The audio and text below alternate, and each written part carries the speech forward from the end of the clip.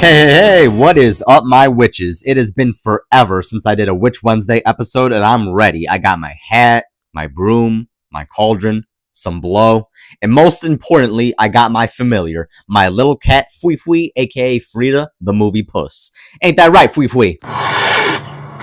That's cool. You do you. I'll just go fuck myself now. More blow for me anyway.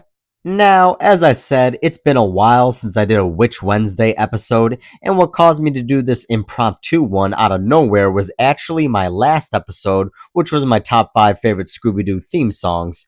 As I was finishing editing that up, I had the Scooby-Doo show playing in the background, and the episode that came on was To Switch a Witch, which originally aired on September 30th, 1978.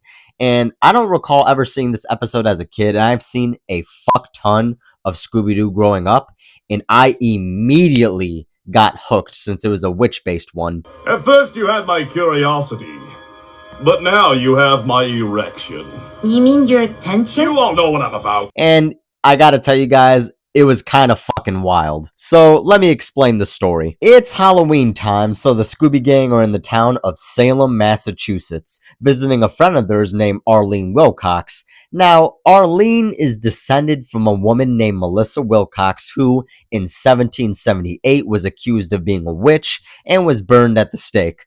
Upon dying, she swore she would return and seek her revenge on Halloween night. Fast forward 200 years later, and her ghost was spotted at the cemetery by the caretaker, who gets scared shitless, so he goes to one of the town's leaders, Squire Marley, who, let me say right off the bat, I hate this fucking guy, and you will know why soon enough. So the gang pull up to the entrance to town and see Marley hanging up a sign with the symbol of the witch, and tells the gang they need to stay clear of the town. Fred essentially says, yeah, fuck all that, we're checking on our friend, fuck you. The gang get to Arlene, who just inherited her old family estate, and this poor girl is genuinely scared since it's implied the townspeople were already hassling her due to the witch showing up and her being a descendant of the witch, and these fucking morons believe it's Arlene possessed by her vengeful spirit or some bullshit like that. So the Scooby Gang, after encountering the witch at Arlene's place, head to the town's museum to look for info and clues. Meanwhile, Marley, this fucking guy, is at the town hall holding a meeting, and he's riling up all these guys saying they need to capture Arlene and get her to confess. Gentlemen, we are here to save Salem from the witch's vengeance. Since the witch has taken the form of the Wilcox girl, we must seize her at once and make her confess. Come on, let's get her, come on, let's go. I fucking hate Marley and his merry band of dumbasses here. And I want to just slap these motherfuckers. They should be thrown screaming from helicopters in front of their fucking families. They just want to fuck with some poor young woman who hasn't done anything wrong. And I also want to point something out. The so-called witch hasn't done anything to anyone at this point in the episode besides scare people and say she wants her revenge. Yet, no one actually was hurt. No actual crimes were really committed. Well, unless you count being a public nuisance and possibly breaking in and entering Arlene's place. But she hasn't actually hurt or even directly threatened anybody. So why the fuck are they already at 10 with the rage and fear-mongering? I think it's because deep down, they just wanted to fuck with this poor girl and the witch was the most convenient excuse. So Fred, Daphne, and Velma head to the town's museum to look for clues, while Shaggy and Scooby go out trick-or-treating because why the fuck not, right? So at the museum, Fred, Daphne, and Velma see all these disturbing torture devices used on people suspected of witchcraft back in the town's history, which I gotta say is pretty dark for a children's cartoon. Wow, look at this! Those are the stocks where they punished people for breaking the laws. And that must be the dunking stool. Dunking stool? That's how they'd make a witch confess. Keep dunking her underwater until she admitted she was a witch. Jeepers! Who wouldn't confess if they were dunked like that? And they find Arlene's family record, and for Arlene, it says Gemini, but it's pointed out she can't be a Gemini because her birthday's in October, so I think she would have to be a Scorpio or some shit like that. That, and her name as well as something else beneath it, has been scratched out. That's going to come back later. So Arlene, back at her place, gets warned by a friend of hers named Gar Mooney, the caretaker from the very beginning of the episode, more on that later too, that she needs to get the fuck out of the house and run, since Marley, along with an angry mob, is coming to take her and get her to confess she's a witch. So this poor girl is getting chased through the streets of the town by Marley and the mob. She runs into Scooby and Shaggy, who are trick-or-treating still, and they end up getting captured by the mob because these brain-dead motherfuckers see Scooby dressed as a witch, and they think Arlene turned herself into a dog with witchcraft. I shit you not. Help! We've got her now! He'll never escape! Shaggy! Scooby! They're after me! They think I'm the witch! Zoinks! Mike, let's get out of here!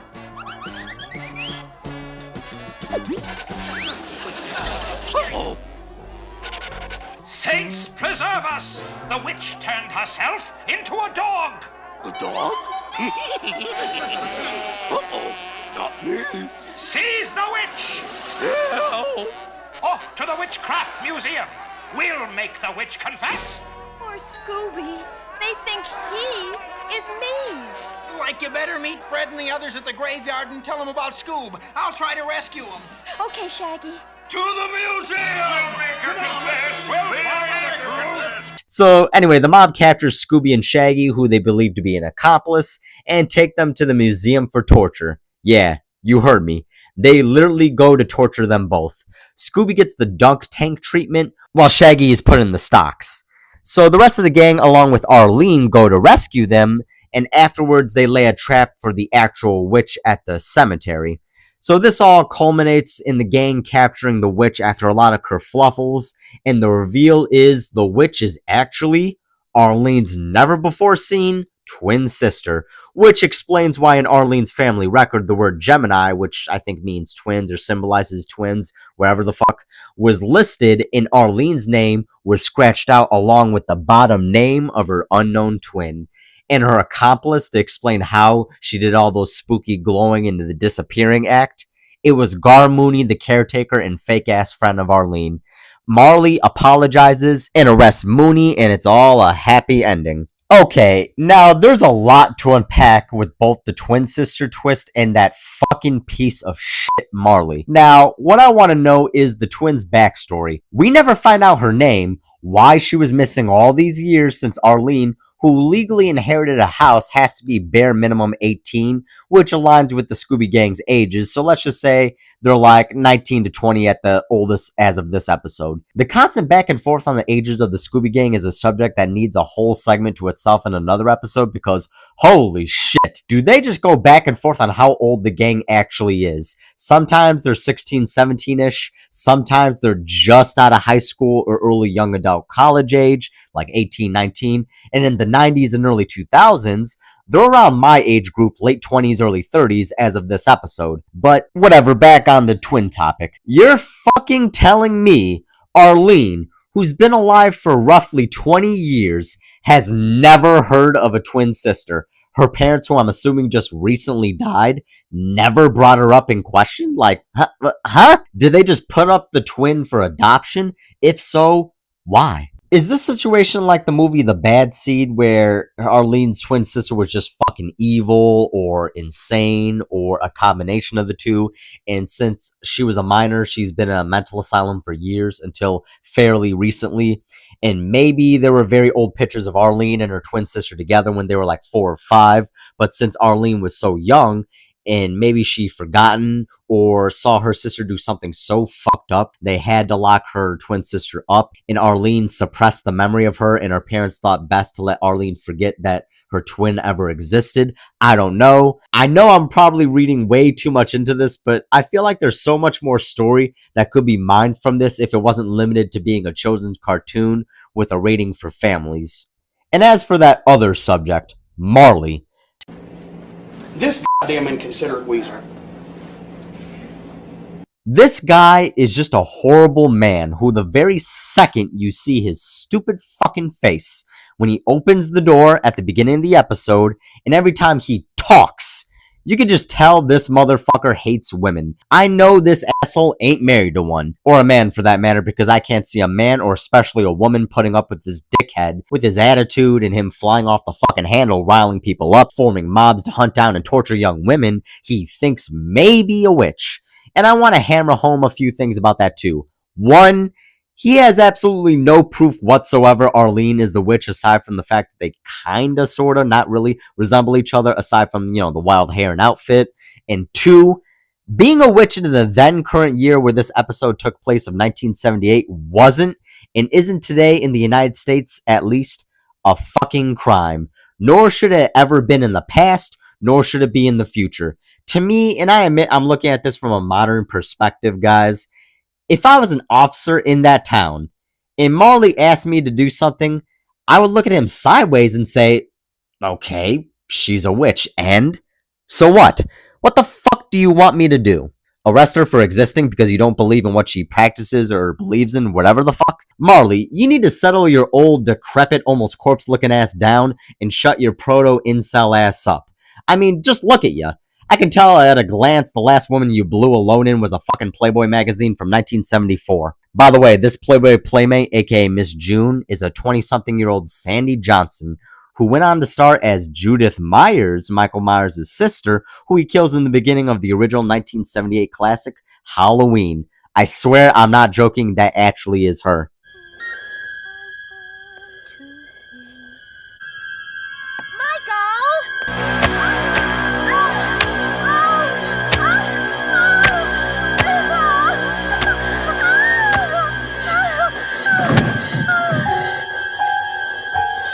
Side note, 1970s Bush is just wonderful. Ain't that right, Mark? Really? And as for the twins, just put them in my mouth. Aw. Oh, fuck.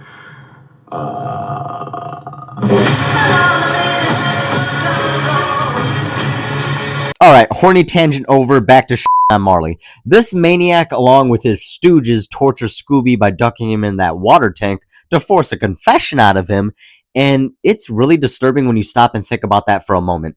This old bag of bones bastard who looks like a fucking Stalfos from Legend of Zelda, along with his gang of middle-aged men, were chasing this young, barely 20-year-old defenseless woman across town and fully intended to torture this girl to get her to confess on some trumped-up ass charges. And take a look at that mob. There are 0 women in it, nor is there any other woman seen in this entire town, which I know I'm probably making assumptions here, but I can't help but feel that this was done on purpose by the animators and writers of the episode. It just saddens me and angers me at the same time that this unfortunately occurred during those times in the United States and Europe with the paranoia, the fear, the witch trials, torture and killing innocent men and women. Well, let's be honest, mostly women. All because of not just religious mania, although that was a big part because people were genuinely afraid and they believed that the devil was working through people to corrupt others and cause harm. I mean, granted, I do have my religious beliefs, but you don't see me acting like a fucking maniac. Really? Okay, I am a loon, but you don't see me harming people. There's a big difference. Aside from that, there are even more simple and cynical reasons such as jealousy, personal slights, both real or even just perceived, and in women's case, a huge dose of just plain old misogyny. Basically, if you were a woman in the 1600s Europe or America, if you were just different from what was considered normal at that time, like you were unwed, with no kids, practiced medicine, was on the older side and owned a cat, had a mind of your own, weren't afraid to speak up, showed intelligence, you were pretty much in danger of being accused of witchcraft, and you could have your life threatened. Over 2A. That's correct. A girl answered a math problem. You know what that means. A witch!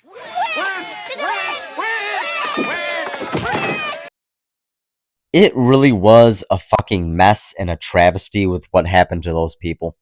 And last words on the character of Marley before I go on to my final thoughts and rating for the episode and wrap this up. He faces 0 consequences for his actions, and that rubbed me the wrong way, to be honest. He gives a weak-ass, barely there apology to Arlene when it's like, no! Sorry ain't good enough, you fucking Legend of Zelda redead-looking son of a bitch. You need to be locked up. You never should have had any power in that town, judging by how quick you went off the deep end. You're a scumbag. And to steal some quotes from Jim Cornette, fuck you, fuck you, fuck you in the ass. Thank you, fuck you, bye. Now on to my final thoughts and ratings for the episode. I think the story was very engaging despite some serious questions and plot holes such as the unknown twin sisters situation and Marley not facing any consequences. Aside from those two kerfluffles, it's really good. I love the design of the witch. The autumn Halloween vibes are strong in this, which is fitting since it pretty much is a Halloween episode. The old school painted backgrounds are great to look at. I really love them in old Scooby-Doo. I really sympathize with Arlene. I love how the gang stick by her and protect her, since unlike a lot of Scooby-Doo episodes of the 70s era, someone's life is directly in danger, with Arlene being terrorized by a mob, which strongly implied they would have eventually killed her if Mystery Inc. didn't step in.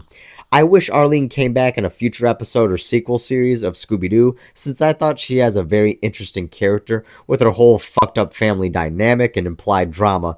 And she's a hot blonde, so even more reasons for her to come back since you know I love blondes. As for my rating, I'm going to do the 10-star system for this, except for stars, I'm going to do Scooby Snacks. 0 being the lowest and 10 being the highest. So I will award the Scooby-Doo Show 1978 episode to Switch a Witch 8 Scooby Snacks out of 10. I think it's great. It's got a good story. It has a witch. That's always going to earn points with me.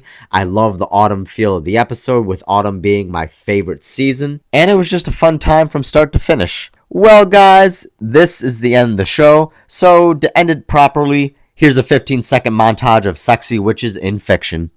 'Cause we like her, and we like her too. And we like her, and we like her too.